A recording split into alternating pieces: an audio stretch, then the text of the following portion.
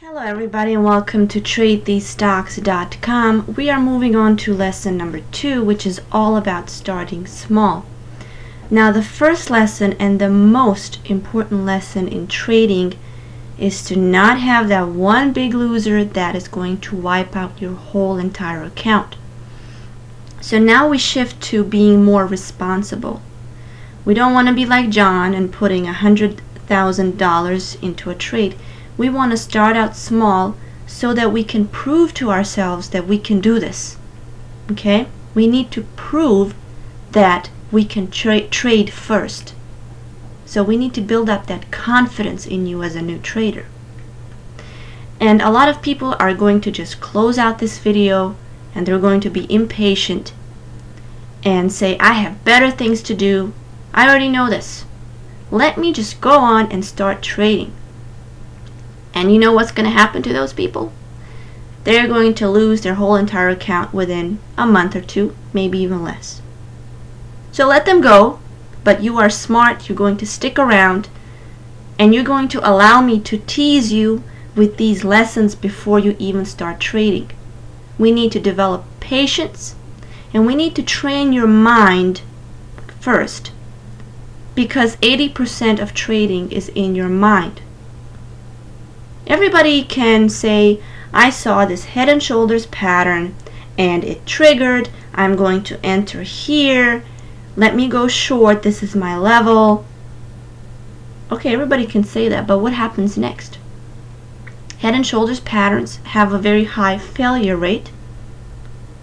So if it goes against you, what's going to happen? You're going to hold on to your losing position because you never watched lesson 1, and you're going to be just like 95% of the traders out there, and you're going to be back to your old job doing some labor for 10-20 bucks an hour. So have patience. Watch these videos. I make them for a reason. And a lot of people don't really appreciate these kinds of videos because they can't see the money that they're saving by becoming more cautious. And it's very difficult to be a trading coach because new traders, they just want to get in. They want to just get out there and start trading. And sometimes I sense this kind of hostility in new traders because they feel like they're wasting time. Every day that goes by and I'm not trading. I need to start trading. Why am I not trading? I need to start trading. Well, if I can keep you away from trading for one day and I can save you, I don't know, $300-400 because you didn't trade, maybe that's something to think about. It's very hard to calculate how much money you save by not trading, but understand that the more you learn, the more cautious you become, the better your trading will be. So the lesson for today is that we need to teach you that you should start out small. Okay? And at first, it's not about making money at all. That comes later. Once you develop some sort of trading plan and you've been executing it for a long time, and you become proficient at what you do and confident, you will make money. But for now, as a new trader, it's not about making money at all. Forget that. Now it's all about giving you a proper education. And my first bullet here says education first, surgery later. And you might have watched some other videos that compare trading to the medical profession. So, if you had a doctor who hasn't updated his education in about 20 years, who hasn't performed surgery or even seen a patient in 20 years, would you want that doctor to perform surgery on you now all of a sudden? Probably not. What if you have this medical school student who is in his first or second year, hasn't gotten his diploma yet, license or whatever he needs? Would you want him to perform surgery on you? Maybe if it was some sort of emergency and you were on some stranded island, but more than likely you're going to just say, it's okay. I think I'm going to go to the emergency room rather. or give me another doctor. Same thing with trading. You need to educate yourself first, and then you can perform the surgery of trading. Okay? And you can go out there and you can buy books. A lot of people do that. They buy a book, they read it, and most people that are trading are kind of math wizards. They see everything in numbers. That's the kind of personality type that is attracted to trading. So what goes on through these people's minds is, I have read 5 books. Each book has 250 pages.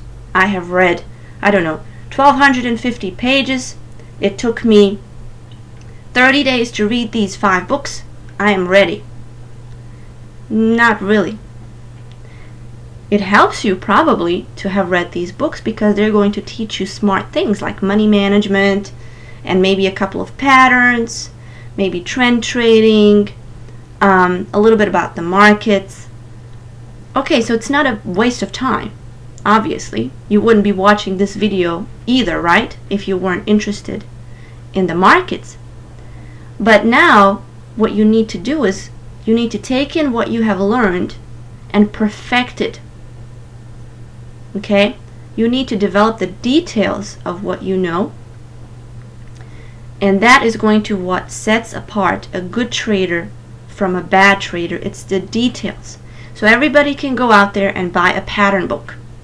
You can go out there and buy a Head and Shoulders pattern book, and it's going to tell you, well, okay, this is the Head and Shoulders pattern. You have the left neckline, the right one, you have the head in the middle, draw a trend line, neckline in the middle, and that is going to tell you how much of a target you can get from that trade. And isn't it amazing how all these patterns tell you about how much target you can expect? But nobody tells you what happens if that trade goes against you. Do you know where your stop out would be on a Head and Shoulders pattern if it started going against you? Let me give you some time to think about that. Do you know that? Now, do you know what your target would be if that Head and Shoulders pattern actually went in your favor? Most traders know the answer to the second question, but they don't know the answer to the first question. But if you develop your education, if you develop the details of your trading, that is going to be when you become a good trader, when you move from being a bad trader to a good trader. So you need to get enough education to gain the upper hand in trading. Education in trading is a continuous process. You don't just stop it, because the markets change. Things change. So what if today we have an inverse relationship between the dollar and the markets? Maybe you're trading off of the dollar chart and it works for you, right? But what happens when that relationship decouples for some reason?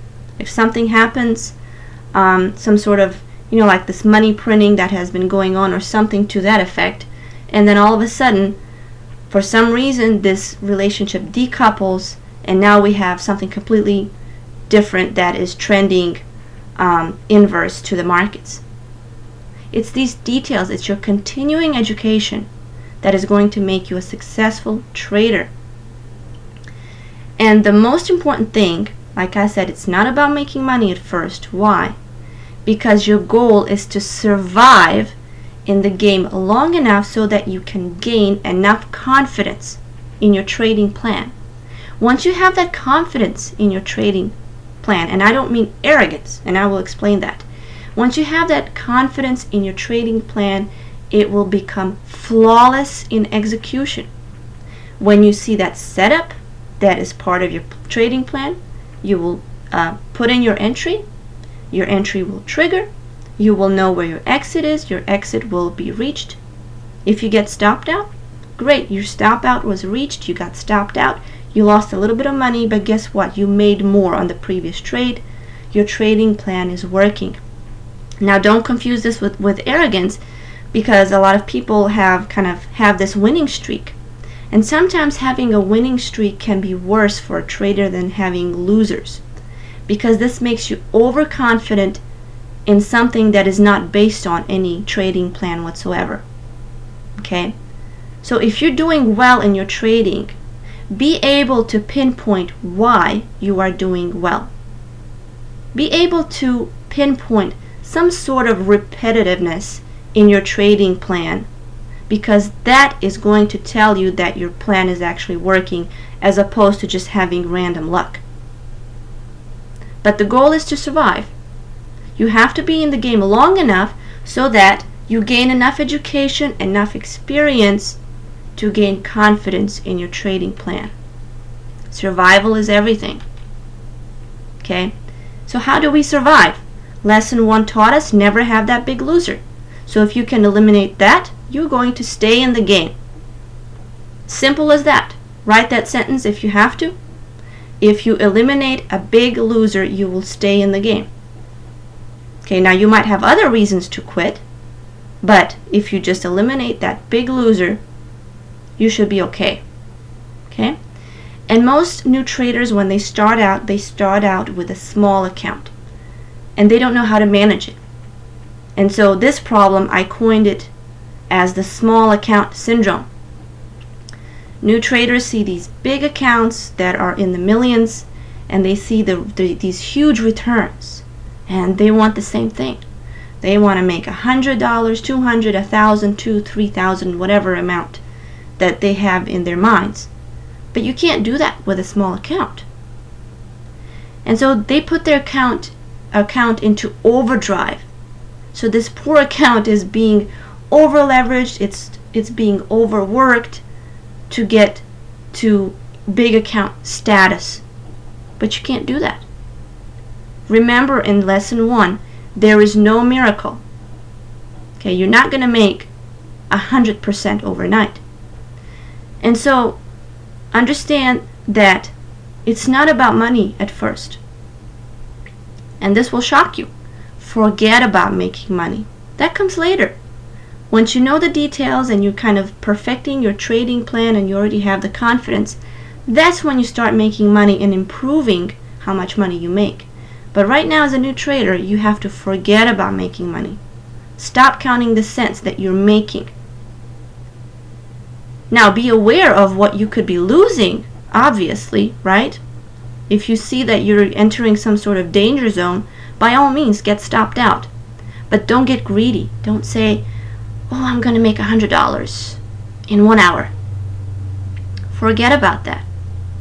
Stop leveraging your margin to the max. Have you really proven yourself that you have the right to take from somebody else a loan, okay, to trade? Because that's what margin really is. Margin is a loan from your broker at about 7% or so interest to trade with their money. So you're taking something from somebody else. If you're a new trader and you don't have enough education, do you really deserve to be doing that? And not only that, but do you deserve to be doing that to yourself? Do you really deserve to be in an emotional roller coaster where you have this big drawdown and your account is down by 10-20%? I don't think you do you? You don't really deserve that. And one more thing about the small account syndrome. A lot of new traders focus on the commissions. Ignore your commissions at first.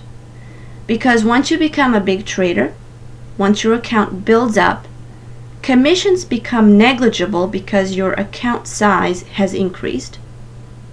And sometimes when a broker notices that you have been trading successfully, they will lower your commissions. Okay, so ignore your commissions at first. It's just something that you have for the moment. So you might have a commission that's about $7, maybe $10, but ignore it at first. And the reason I say that is because traders are very strange sometimes. They're cheap about commissions, but they're very lenient about their losers. And so you might be in a trade, and let's say you have a $7 commission. And so you're sticking to investing small, so you're not over leveraging, you're doing great as far as trade size, But the problem is your account is small, so this trade is up by only about $20. So by the time you take out that $7 commission, if you were to sell that position, you would only be left with $13. So you're saying, this is just not worth it. I'm going to stick to this position. This commission is just eating me alive. You could have made $13, right? So you made it from support where you entered. Now you're at resistance where you should exit. So your execution is great. It seems like you have some sort of trading plan. But the problem is you're saying this is not worth it because my commission is too large. And so you stick to the position, and what happens when you stick to a position? It ends up being a loser. You end up being like John. You lose thousands of dollars because you were too cheap to give $7 in commissions. So ignore your commissions. It's not about making money. It's about repeating that plan flawlessly and being confident in it. And don't be too lazy to take a profit. If you see a profit, take it. It's not about how much money you make. Understand that you need to discriminate between your trades. Not every trade is the same. Okay? Some trades you might put in 10% of your account. Others you might put in 5, others 50, maybe if it's some sort of intraday trade. Maybe some trades are just perfect setups. You see everything, the stars are aligning, you know, the market is going in your favor. Okay, so maybe your position should be a little bit larger here. But at the same time, understand that even if that trade is doing great as far as the entry, accept that the market can change. So this trade, if the market changes, the trade is going to change too. So maybe now you were long and you had this great pattern, everything was great, but now the market is changing and it's going down. Change with it. Get out of that position. Don't be stubborn. Okay? So just because you have a good entry, a good setup, doesn't mean that this trade is going to have that exact same follow through and that it will be successful.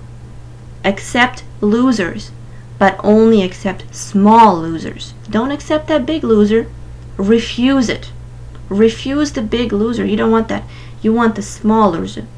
That's okay. Nobody's perfect. And also stop the 9 to 5 mentality. Okay? Stop overworking for the markets. We all come from, you know, the world of making a wage that is about $10, $20, $30 an hour. Some of us get, you know, some sort of salary. But for the most part, we're being paid for our time in our regular jobs. So we go in at 9, we exit at 5, and at all times we have something to do, depending on what your job description is. Maybe you work in some sort of office, and you might have times in the office when it's slow, maybe it's lunchtime, and you have nothing to do, and then your boss comes in and he says, well, go out there and water the plants. You do it, right? Because it's unacceptable to just sit there and do nothing in a regular job. And so you do something else. Maybe you grab lunch for your boss and you come back. Okay, maybe you clean. I don't know what you do when you have nothing to do at your job. But with trading, it's the opposite. With trading, it's all about performance. Understand that in trading, it's okay to sit there and wait. Accept that. You don't have to be in a trade at all times. So don't feel guilty if you're waiting. As a matter of fact, you don't want to put your account into overdrive. You don't want to do that. You don't want your account to be in the markets at all times. So don't feel guilty if you're waiting. If your account has to be in a trade at all times, you will be losing. I guarantee you that. So the first thing you need to do, if you have been trading previously and it hasn't been working out for you, you have to assess yourself first. Look at your last 10 trading sessions. Now some of you may be swing traders, but for my example, I'm using a day trader. So if you're day trading, for example, look at the last 10 days of day trading, about 2 weeks. Now let me ask you a question. before you even go out there and log into your account. And I will give you some time to think about that. How much money did you put into the markets? Total. Let's say you traded yesterday. How much money totally did you have in the markets? What is that total sum of money that you put into the markets while you were trading yesterday, or this week, or the last 2 weeks, month, or however long you were trading? How much do you think that might be? 5,000? 10,000? 50,000? 100,000? How much money did you put into the markets totally? Now, the next question. How many minutes or hours was your money in the markets? Okay? So in other words, were you waiting on the sidelines and not trading, or was your money always in the markets? And if so, for how many minutes or hours? So what's your guess before you even take a look? Now pause this video and go out there and actually do it. Log into your brokerage account and take a look. Add up, the total position sizes that you had, and look at the times when you opened and closed the positions and add those up. Remember John, who had $25,000 and was over leveraging on one position? Well, now John has $25,000 again, and he wants to try again. And most traders are like this. They have that one big loser and they don't want to give up. I'm going to go back in. I'm going to do this again. So here's John coming back, completely clueless, mind you. And he's watching this video. Okay, so he's doing the right thing. He's watching this video and he just heard my questions, and now he's logging into his account that is only $25,000 and looking at what he did. Well, he has 4-to-1 leverage, so he can invest up to $100,000. And so on the 24th of March, he was in 5 positions. For the most part, each position was, the size of each position was about $85,000 up to $95,000. So he's pretty much leveraging himself to the max. He's using the 4-to-1 intraday leverage. Okay, so he had 5 positions, and it's very interesting because he spends a lot of time in each position. His 2 positions were each an hour and a half long, and so totally he invested $450,000 in one day from a $25,000 account. So, something's wrong here, isn't it? I don't think his house is worth that much, right? His retirement account is probably not worth that much either. Okay? And yet, he was putting in $81,000 of money into the markets per hour. He only has $25,000. So, let me ask you a question. You probably had a job before, right? So how much were you making per hour on that job? Were you making $15, $20, $30, $40, $50? How much were you making per hour? Okay. Now, how much are you investing or putting into the markets per hour? Are you like John and putting in $81,000 into the markets per hour? Now, when you see this, do you wonder why you become fearful when your trade goes against you? It's a lot to lose, isn't it? You're investing these large sums of money per hour. Okay? So to me, this is very mind-boggling. And if you are investing this much money into the markets on a very, very small account, you are overworking your account, and you shouldn't be surprised that you're going through this emotional roller coaster. It's a lot to lose. But it's different when you lose what you have than losing what you don't have. So just understand these margins are very dangerous, because you will be required to come up with money that you never had, okay, if you lose everything. So now the question is, are you really qualified to be putting in $81,000 into the markets every hour? What makes you so special? So when we go back to the medical example, can you perform surgery as this doctor?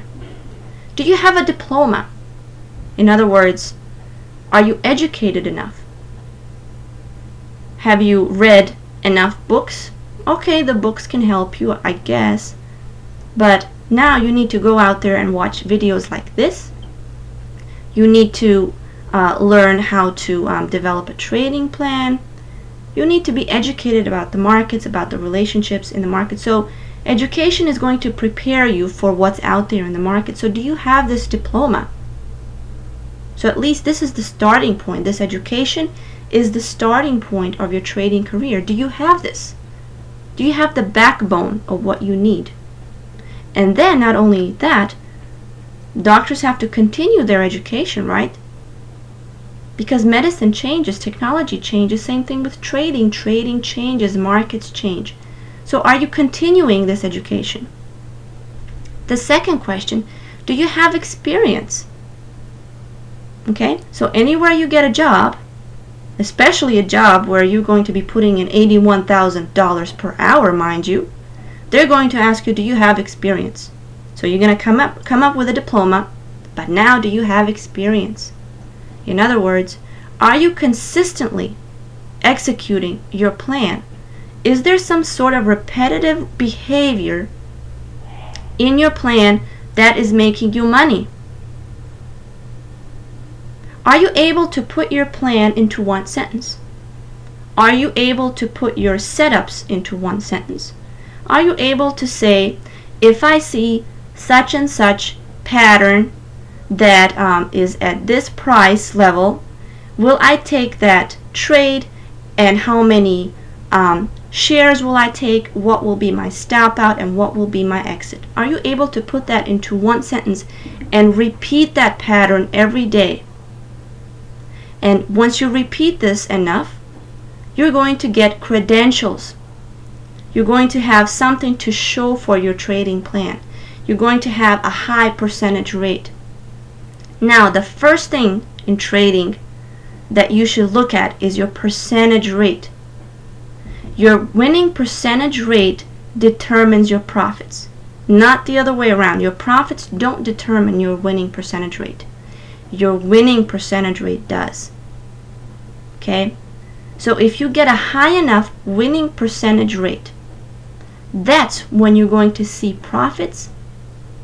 And the interesting thing is that what you started out with thinking that profits were the most important thing in trading, now they take care of themselves, and it's the last piece of the puzzle that falls in and finishes the whole picture. And that's what you need to understand as a trader. Profits come last. They will take care of themselves. Okay? So I hope that you understand this video, and that you will at least try to understand that trading is all about education. So this video wanted to show you that you should start out small. Okay? So work on your education alongside your trading, but while you are still perfecting your trading plan, go in small. Don't put in a lot of money into the markets, and then work on the details. Once you think you have enough education, once you understand the basics, work on the details, perfect your entries, perfect your setups, and we will talk again later in lesson number 3.